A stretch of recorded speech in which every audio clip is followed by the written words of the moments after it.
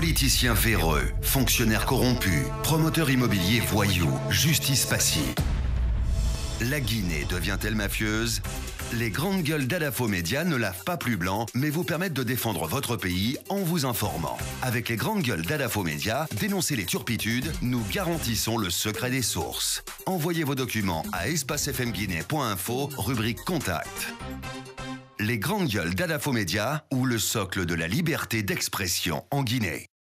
Tous les soirs, vous avez rendez-vous avec cette émission dans la zone spéciale de Conakry à 18 h sur Sud FM. Merci de nous rejoindre dans la deuxième partie de cette émission. Vous qui nous écoutez aussi à la radio depuis la cité des agréments à Kindia, vous faites le bon choix. Vous êtes sur Kaniazik, notre média partenaire sur place.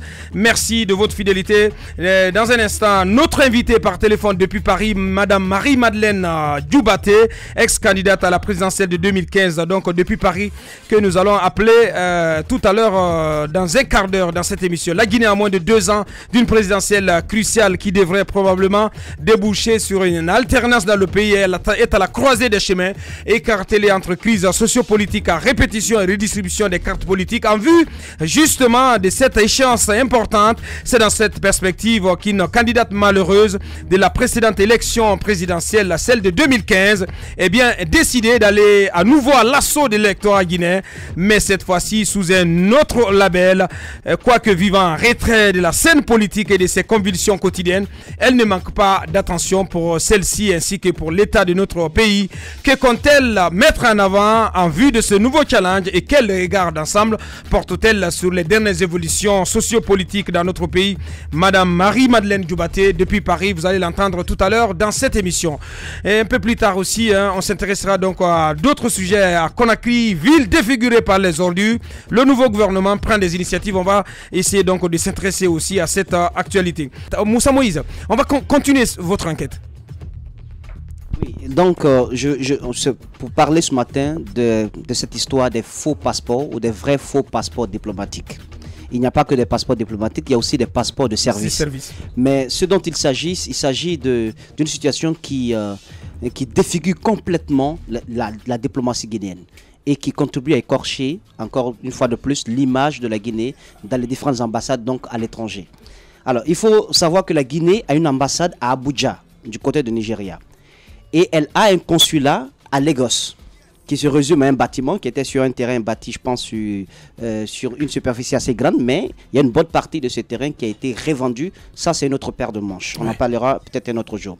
Monsieur Sila Mamadouba John, que nous avons reçu dans cette émission, il a été nommé premier secrétaire du consulat du côté de Lagos en 2013, et non consulat général. Il n'est pas consulat général, il a été nommé premier secrétaire chargé du consulat à Lagos. La différence, elle est très importante. Premier secrétaire chargé du consulat à Lagos. Là-bas, il devait, puisqu'il y avait une certaine densité de représentation guinéenne là-bas, il fallait donc qu'il soit présent dans le transfert des dossiers, des demandes, des courriers et tout ça. Donc ça devait être transféré du côté de l'ambassade réelle qui se trouvait donc du côté d'Abuja. Donc le 23 10e mois 2015, l'ambassade des États-Unis du Mexique, suivant la note verbale dont j'ai copie, NIG/3183, écrit au département du ministère des Affaires étrangères, mais d'abord il y a la représentation diplomatique du côté de Abuja qui a reçu d'abord un courrier pour demander des clarifications sur l'objet de voyage et particulièrement des détails concernant l'itinéraire et la période de mission qu'une délégation entre guillemets officielle guinéenne doit entreprendre du côté du Mexique. Ça, c'est l'ambassade qui écrit à notre représentation pour demander des éclaircissements.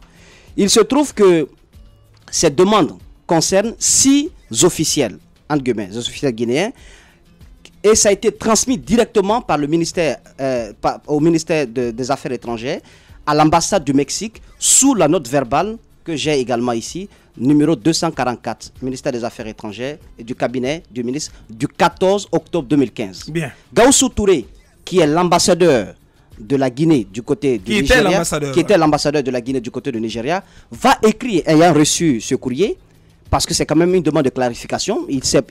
En tant qu'ambassadeur, toutes les notes verbales de demande de visa pour des officiels guinéens qui doivent aller en mission d'État en tant que premier responsable du côté de la Guinée, du côté du Nigeria, il doit être informé et les notes verbales, il aurait dû les voir. Donc, il n'en avait pas vu. Donc, il va écrire alors à sa tutelle à la date du 2 novembre 2015. Mais avant, il va adresser un courrier à monsieur le premier secrétaire chargé des affaires consulaires, dont je viens de parler, monsieur Mamadou Badjon, que nous avons reçu dans ce studio, pour lui demander, parce qu'il pesait sur lui de forts soupçons. Du côté du Mexique, de l'ambassade du Mexique, le responsable a notamment dit que certains courriers, certaines notes verbales ont été émises par le premier secrétaire chargé donc, du consulat. Mais... Donc il va écrire à M. John en tant qu'ambassadeur pour que ce dernier puisse lui fournir des explications. Parce que j'ai copie de quelques demandes de visa. Il y a un dossier de demande de visa qui a été introduit par un courrier avec en-tête officielle, tenez-vous bien, du ministère des Affaires étrangères et des en-têtes d'un consulat de la République de Guinée à Lagos et à Cotonou. Ça n'existe pas. Il n'y a pas de consulat de la République de Guinée à Lagos et à Cotonou. Il n'y en a pas. Il y a un consul honoraire qui était là-bas. Je pense que la Guinée a toujours un consul honoraire de ce côté-là. Donc l'en-tête est là et vous allez donc comprendre que c'est une en-tête qui a été fabriquée de toutes pièces et qui ne répond à aucune, aucune authenticité. Les grandes gueules. Alors, donc cette demande va être faite avec cette en-tête. Et donc lui directement, monsieur Gaussou, monsieur Mohamed Badjon, il va directement faire introduire ou indirectement 6 notes verbales pour 20 personnes. Donc 14 ont obtenu des visas demandés pour des missions, dit-on, d'État et accompagnés d'ordres de mission signés du ministre d'État, secrétaire général à la présidence de la République et du secrétaire général du côté de la Guinée. Directement, les notes verbales... Signé par qui? Le ministre d'État, Kiri de Bangoura. Par Kiri de Bangoura. Alors, les notes verbales que lui, en tant que premier secrétaire chargé du consulat, va émettre, va suivre, ces notes verbales sont là. Numéro 31, numéro 32, numéro 33, pour 2 personnes pour la première note verbale, pour 4 personnes pour la deuxième note verbale, et pour 4 autres personnes pour la troisième note verbale. Bien. Alors, il se trouve que ces notes verbales, ces demandes de visa, tout ça ont été faites sur la base de la fausseté. Sur la base de la fausseté. Eh ben.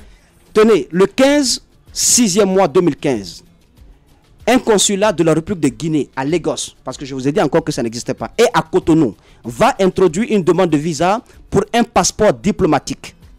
Numéro R004 139, délivré le 26 mars 2013 à un certain monsieur du nom de Traoré Sekou Malik. J'ai la copie du passeport diplomatique avec moi.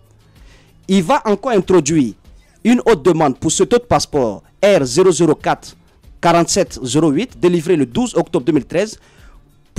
Ça, c'est un passeport de service, l'autre est un passeport diplomatique. À M. Conte Ibrahima Sori, technicien, dit-on, à la RTG, avec pour mission, vous savez quoi, le recensement et la distribution de cartes d'électeurs au Mexique, dans un pays où la Guinée n'a pas d'ambassade, n'a pas de consulat, et le Mexique ne figure pas parmi les 18 circonscriptions électorales qui ont été définies à l'époque en 2015. À l'étranger. À l'étranger.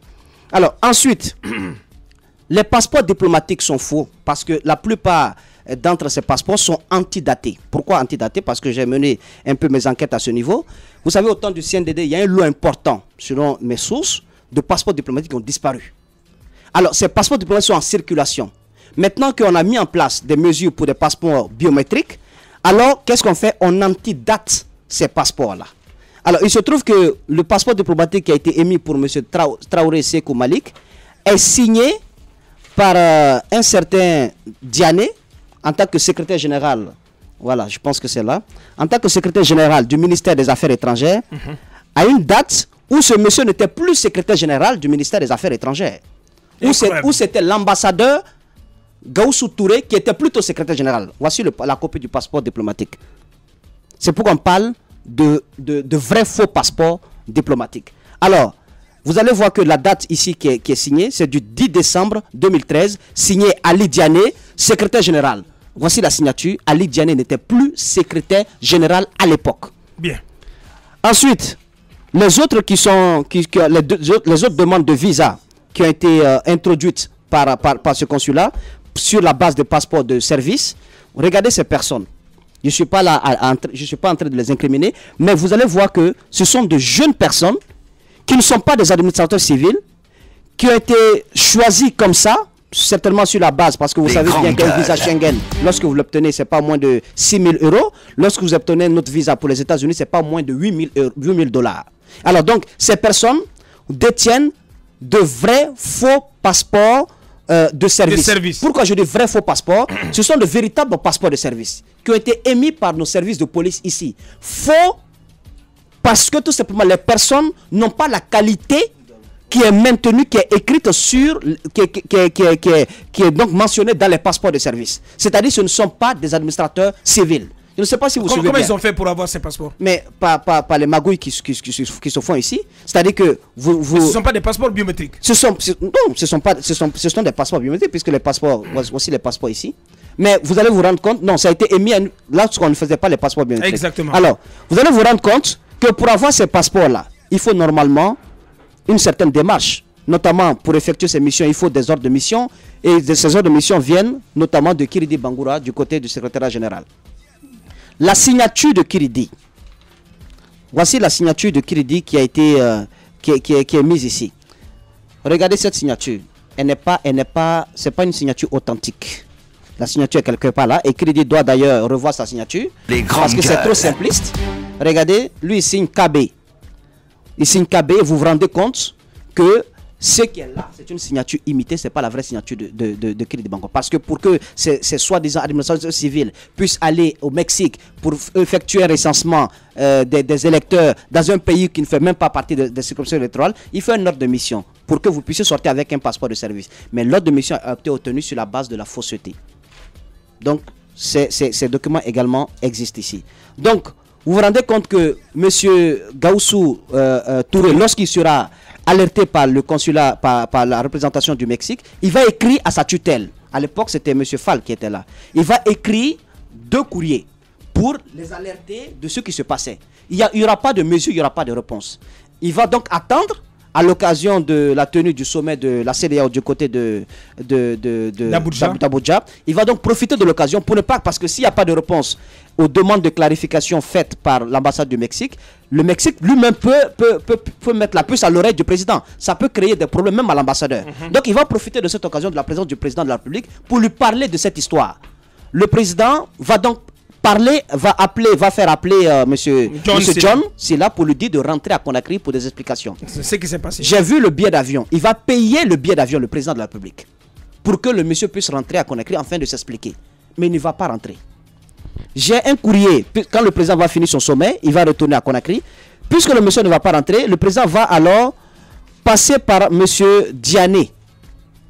Voici la note. Quel monsieur Diané? Monsieur Diané, ministre d'État, directeur de cabinet à l'époque. Les grandes gueules. C'est la copie authentique de la lettre. Monsieur Diané dit sur instruction, il écrit à l'ambassadeur, sur instruction de son excellence, monsieur le président de la République, j'ai l'honneur de vous demander de bien vouloir entreprendre des démarches auprès des autorités du ministère des Affaires étrangères du Nigeria afin de faire venir en Guinée monsieur Mamadouba John Silla, premier secrétaire chargé des affaires consulaires de l'ambassade de Guinée au Nigeria. Excellence, monsieur l'ambassadeur, il est urgent de mettre en exécution ces instructions de son excellence, monsieur le président de la République. Signé, monsieur Diané. Bien. Alors, donc, il fallait donc recourir à la force ou au soutien du ministère des Affaires étrangères du côté du Nigeria pour que monsieur John puisse rentrer en Guinée pour s'expliquer. Donc, il ne va pas rentrer par le biais de ce canal, il va plutôt rentrer de lui-même en payant son propre billet d'avion et rentrer à Conakry. C'est à partir du domicile de Fall, selon les informations qui me sont permises, parce que quand il est rentré à Conakry, il allait voir Luceni Fall à l'époque, et selon un rapport que j'ai ici, c'est Luceni Fall qui va demander à sa garde, à la gendarmerie qui assurait la garde à l'époque, de mettre aux arrêts monsieur Mamadou Badjon. C'est comme ça qu'il sera mis à la disposition de la justice. Et là, vous avez cet arrêté numéro 1324, signé en 2017, parce que la date ne sort pas bien, qui limoge M. Mamadou Badjon et le met à la disposition du ministère de la fonction publique. Donc il sera jugé et je pense que la condamnation qui va être faite c'est de 18 mois et il purgera que 13 mois. On verra le détail. Il n'a pas été condamné. Non, il y aura un jugement. Il y a un premier jugement, la cour d'appel a cassé. Je viendrai sur l'aspect judiciaire de cette affaire le mercredi avec les documents authentiques du ministère de la Justice. Donc, moi je ne suis pas en train de parler d'une personne. Je suis en train de parler de la magouille qui ne finit pas d'écorcher l'image de la Guinée à l'étranger. Tous ces passeports qui sont là, toutes ces demandes de passeports, imitation de signature de M. Kridi Bangoura, invention de fausses missions à l'étranger. Mais tout ça contribue à enrichir beaucoup de personnes du côté du ministère des Affaires étrangères. Parce qu'il y a des embranchements, parce qu'il y a des complicités. Et ce n'est pas bien pour l'image de ce pays. Même lorsqu'on nomme un ambassadeur ou quelqu'un comme responsable au sein d'une ambassade, vous voyez tout de suite, parce que normalement, selon les principes, quand on te nomme ambassadeur, la loi, l'État ne peut prendre en charge que 3 de tes enfants. Et en fonction d'un certain âge. Mais vous voyez que certains envoient tout leur village là où ils sont accrédités. Tout leur village presque. Et après, ça crée des problèmes parce que lorsqu'on te demande de tes fonctions, tu retournes au pays, ta femme est là-bas et tes enfants, tu n'as plus les moyens qu'il faut pour faire la navette entre, par exemple, les États-Unis et la Guinée, ça crée beaucoup de divorces, ça crée beaucoup de problèmes. Il va falloir que, je pense, la justice n'a pas complètement fini son travail dans ce dossier. On a besoin de savoir comment est-ce qu'on a fabriqué ces passeports diplomatiques parce qu'à l'époque, il y a un monsieur qui a été pris avec toute une usine derrière, dans le coffre de sa voiture où il a toutes les signatures, tous les cachets avec lui. Vous vous rappelez du cas du directeur national des douanes qui a avoué avoir... Ils ont mis aux arrêts un monsieur qui, lui, pouvait... Son travail, c'était de signer... d'imiter sa signature. D'imiter la signature du directeur des douanes. Au point que quand on lui a montré la signature imitée, on lui a dit, monsieur le directeur de douane, est-ce que c'est votre signature? Il a dit oui, c'est ma signature. Tellement le jeune était fort. C'était parfait. Donc, il va falloir sortir ces personnes-là de leur cachette pour que la lumière soit faite, en fait que ces pratiques cessent. C'est pourquoi les documents guinéens ne sont pas respectés à l'étranger. Parce qu'on ne se respecte pas nous-mêmes. Voilà. Bien. Ahmed, on vient d'entendre cette première partie de l'enquête de Moussa. Qu'est-ce que ça vous inspire? Un peu de mots. Oui, mais il ne faut pas tout simplement se limiter à une question d'immigration. Simplement. Parce que là, on parle de Mexique. Et les Guinéens, en général, ne partent pas là-bas comme ça. En général, quand ils vont, c'est pour de la drogue. C'est pour traverser aussi. Non, oui, pour traverser. Certains traversent avec le danger dans la forêt. Et beaucoup se trouvent emprisonnés du côté des États-Unis. Donc c'est très très dangereux. Oui, non seulement c'est dangereux, mais il faut aussi signaler qu'il y a des cartels de drogue qui se servent de ce genre de mouvement, évidemment, pour faire leur sale besogne à l'étranger. Donc voilà pourquoi aujourd'hui, ne vous étonnez pas que la Guinée soit une plaque tournante de la drogue, que cette situation soit encore revenue, même si on avait cassé le pont à un certain moment. Mais ne vous étonnez pas qu'on se replonge encore dans cette situation. Et je pense que ça devrait s'arrêter parce que, comme Moussa l'a dit, ça vend négativement l'image de la Guinée comme étant un pays quand même qui fournit des documents, si on peut le dire, aux narcotrafiquants, si on peut le dire. Merci Ahmed, allez-y. Roby, pour clore. Moi je veux ici au passage féliciter la décision du ministre secrétaire général à la présidence qui a pris sur lui l'initiative d'adresser le courrier à tous les départements ministériels et à toutes les directions pour dire désormais, pour qu'un Guinéen ait un passeport de service, il faudrait que, je crois que c'est l'ordre de mission ou la note verbale d'établissement du passeport de service passe par le secrétariat général de la présidence de la République. Oui, c'est le président qui lui a confié cette mission. Parce qu'il y avait beaucoup de magouilles, de trafic autour. Je pense que c'est une mesure qui va de plus en plus crédibiliser nos documents de voyage auprès de certaines ambassades, même si ça ne l'est pas auprès de Corinne Imbert. Ça, mais ce que je veux dire... Ce qu'on ne comprend pas, Roby, mais je voulais poser la question à Moussa, parce que cette affaire, elle a été jugée et il y a un non-lieu aussi bien en faveur de M. John Silla qu'en faveur de 6 autres cadres. Je veux parler de Mamadouba Diobaté, à l'époque de Boubacar Diallo qui était secrétaire général du ministère. Bien. Moi, je m'en tiens pour cette première partie. Oui, mais justement, c'est ce dossier qui a été jugé. Je sais, mais les faits sont têtus. Bien. Les faits sont têtus, les documents venant de... C'est comme si on disait aujourd'hui qu'on ne fait pas confiance au travail de la justice. Moi, j'ai appris, c'est pourquoi je veux veux parler de l'aspect judiciaire que mercredi, parce qu'il y a des révélations à faire à ce niveau-là. Le ministre de la Justice a été saisi de ce dossier et il y a beaucoup d'étonnement. Je pense que vous-même dans ce studio, vous serez surpris. Merci. Voilà. Allez-y, Tamba, pour clore. Alors, je vois Roby se réjouir du fait que tout a désormais été centralisé auprès de la présidence de la République. Mais j'ai envie de dire, c'est comme le guichet unique en fait. Quand le vol et la magouille sont éparpillés, on dit bon, désormais on va centraliser les grandes gueules et cette magouille. Il faut encore espérer que celui-là qui tient les rênes de la démarche puisse être quelqu'un qui soit crédible et intransigeant avec les lois. Il faut vraiment espérer là-dessus. Au-delà donc de ce premier regard que je mène, parce qu'on nous a dit que le guichet unique, ce n'est qu'un exemple, ce n'est qu'une allusion, pourrait arrêter le vol et tout, on sait bien ce qu'il en est. Mais aujourd'hui, Aboubacar Diallo, cette question des papiers, il faut la poser, mais plus sérieusement. Ce dont Moussa Moïse est en train de parler, ce n'est qu'un élément parmi tant d'autres occurrences qui peuvent intervenir dans le cas du trafic de papier. Tenez-vous bien, aujourd'hui on vous dit que de tous les pays de la sous-région, la Guinée est le premier pays qui envoie, pour lesquels il y a des demandeurs d'asile qui sont enregistrés. Mais je vais vous dire, une des raisons pour lesquelles ces demandeurs d'asile sont pour la plupart affectés à la Guinée, c'est parce que tout simplement notre pays est facile. Obtenir un papier guinéen, mais c'est la plus facile des choses à faire lorsqu'on veut demander l'asile en France. Donc, encore une fois, ça décrédibilise notre pays. Ça ternit son image. Ça nous donne cette image de porosité, de trous par lesquels tout le monde, de pays voyous, voilà. Finalement, vous voyez un peu cet aspect bordélique. C'est justement de cela qu'il s'agit. Il faut que mais absolument, il faut que notre diplomatie se rende plus sérieuse, que notre sécurité se rende plus inviolable. Merci Tamba. Oui, Moussa voulait rajouter quelque chose. Avant même cette histoire avec Gaoussou, c'est pour vous dire que c'est une pratique qui est ancestrale du côté du ministère des Affaires étrangères. Non, sincèrement, regardez.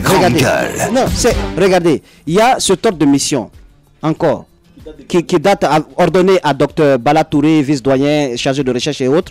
Ils disent qu'ils doivent se rendre à 3 personnes doivent se rendre à Paris pour participer au salon pour le Tech Horizon. Parce qu'ils vont sur Internet, ils tapent quels sont les événements en France, quels sont les événements aux États-Unis. En force de ça, ils se font faire des ordres de mission et ils introduisent les dossiers de façon frauduleuse.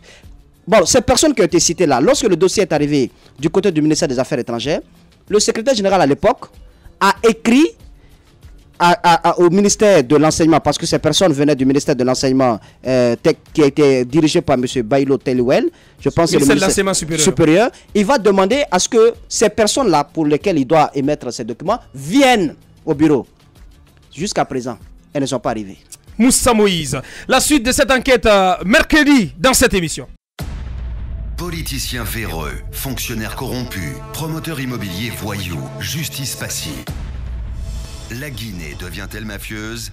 Les grandes gueules d'Adafo Média ne lavent pas plus blanc, mais vous permettent de défendre votre pays en vous informant. Avec les grandes gueules d'Adafo Média, dénoncez les turpitudes, nous garantissons le secret des sources. Envoyez vos documents à espacefmguinée.info, rubrique Contact. Les grandes gueules d'Adafo Média ou le socle de la liberté d'expression en Guinée.